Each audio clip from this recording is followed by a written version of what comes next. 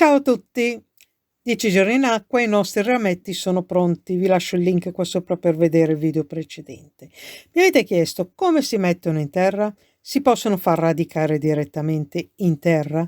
È l'unica pianta così facile da far radicare? Bene, andiamo a vederlo insieme.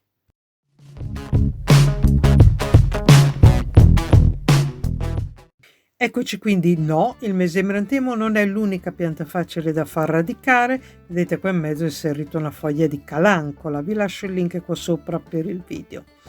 Qui nel barattolino da circa 3 giorni ho inserito questo rametto preso da una pianta di un amico di portulaca. Quindi diciamo che in generale vi consiglio tutte le piante succulente o semisucculente che radicano bene anche direttamente in terra. Vedremo poi le piccole differenze. Questa la lascerò ancora in acqua qualche giorno perché voglio un po' più di radici. Ma con la luce e il caldo possiamo ottenerne veramente tante. Per esempio, adesso farò un elenco di casi in cui ho fatto già il video sul canale: Ficus elastica, i rametti di rosmarino e basilico, le foglie di basilico, la pianta della felicità. Insomma, diciamo che tendenzialmente io caccio tutto in acqua, quello che sono foglie e rametti. E questo è il mio Ficus elastica. Qui c'è la foglia di partenza che dopo 2 anni ci sta lasciando.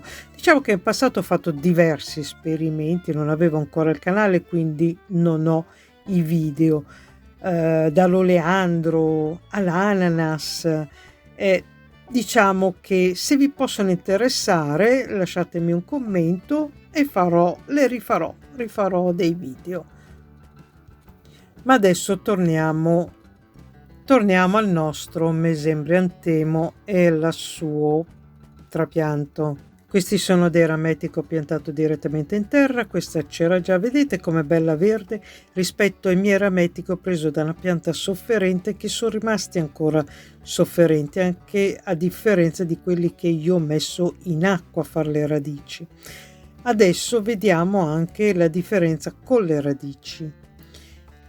Le piantine messe direttamente in terra hanno un apparato radicale inferiore rispetto alle piantine che ho messo in acqua.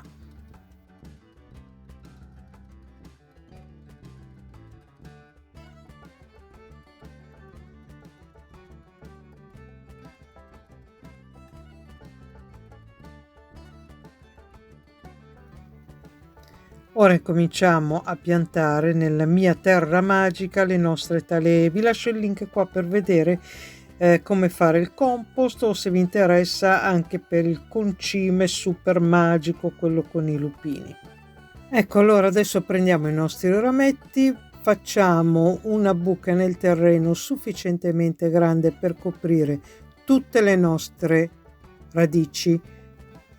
Andiamo a inserire il nostro rametto e ricopriamo intorno con il terreno. Teniamo il rametto bello dritto e andiamo a schiacciare intorno delicatamente tutta la terra, in modo che le foglie non tocchino direttamente la terra, che andrà bagnata anche abbastanza abbondantemente le prime volte.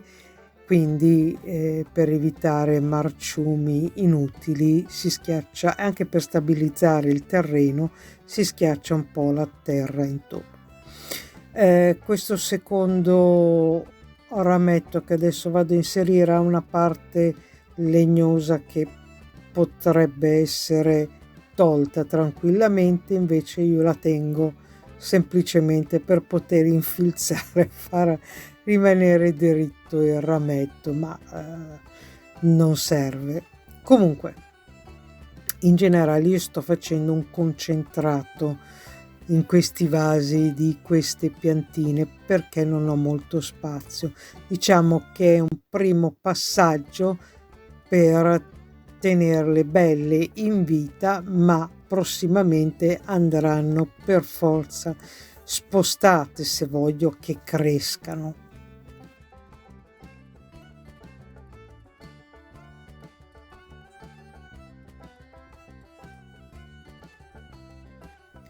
E adesso volevo farvi vedere da uno stesso rametto come quelli che abbiamo interrato adesso che cosa è venuto fuori. Guardate qua che roba, una cosa esagerata, enorme, tutto da un rametto di quelle dimensioni che oggi abbiamo messo in terra. Prima fatto fare le radici in acqua e poi messo in terra.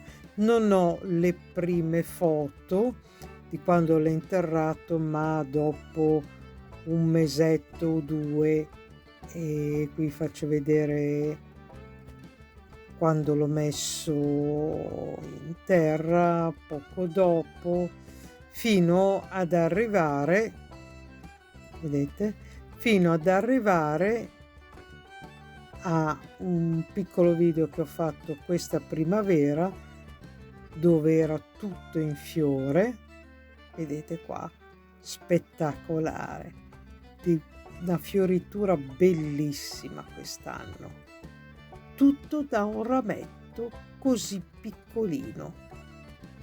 Bisogna dar tempo alla pianta, ovviamente, man mano che cresce, di rafforzarsi nelle radici, ma con un po' di pazienza si hanno dei risultati eccezionali.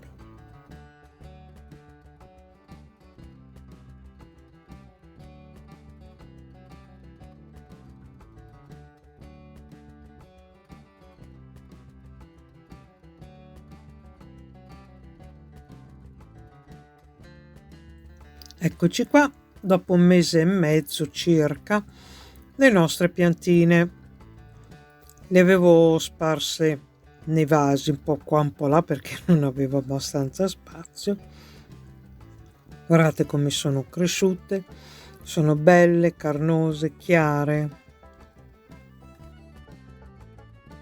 Adesso dovrò incominciare a pensare di trapiantare definitivamente, soprattutto quelle che ho messo in mezzo ad altre piante, tipo queste che ho messo dove ho l'arancio, e le andrò a mettere in vasetti almeno di 20-30 centimetri, insomma, per dare spazio affinché per almeno 1 o 2 anni si possano rinforzare e dare una bella fioritura, pur restando in un vaso contenuto e gestibile. Nel frattempo incomincerò a regalarle perché tutte queste piante non ho proprio lo spazio materiale. Apriamo parentesi, questa è la portulaca che abbiamo messo in acqua nello stesso periodo, ha fatto le radici, abbiamo piantato in terra con lo stesso sistema e vediamo che anche lei ha preso bene, sta crescendo, continua a tirar fuori un fiore dietro l'altro, anzi a due, e mi sta dando grande soddisfazione, devo dire proprio di sì, mi piace. Bene, spero di aver risposto a tutte le vostre domande. Se ne avete altre o non sono stata abbastanza chiara, scrivetelo nei commenti e buon lavoro, buon divertimento.